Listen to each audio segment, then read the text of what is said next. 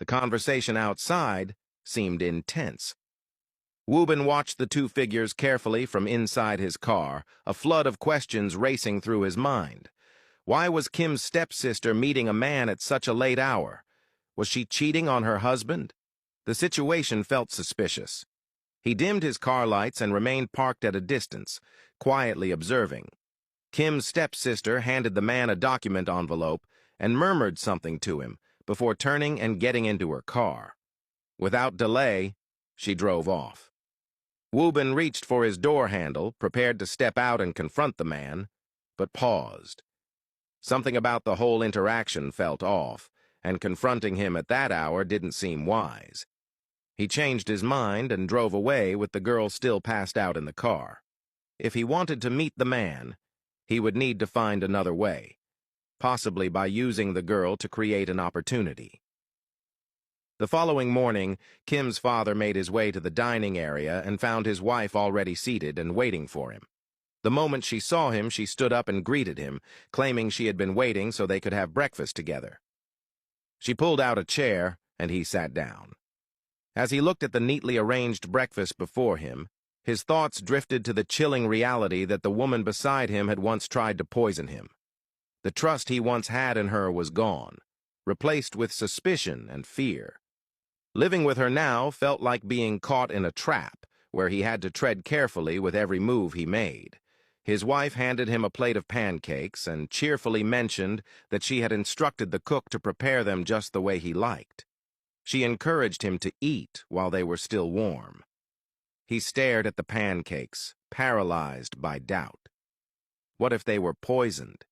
Yet, refusing to eat might also alert her that he was onto her.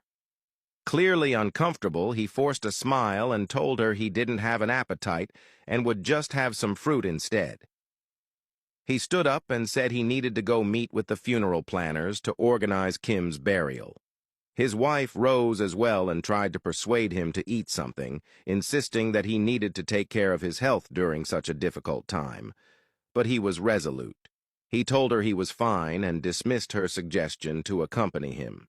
With that, he walked out, leaving her standing in the dining room, visibly upset and annoyed by his cold detachment.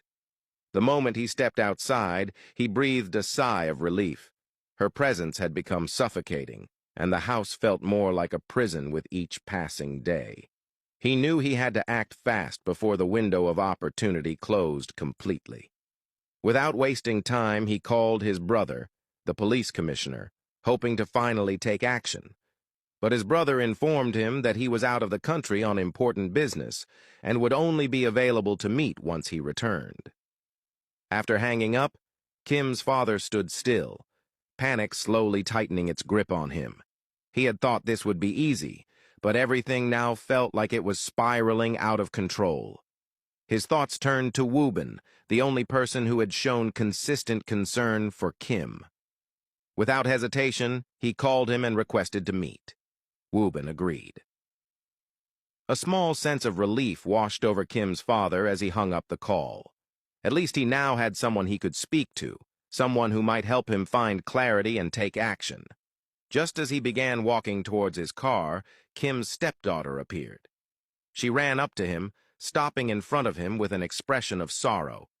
She claimed she was devastated by the news about Kim, appearing to sob and grieve. Kim's father stood there, watching her closely.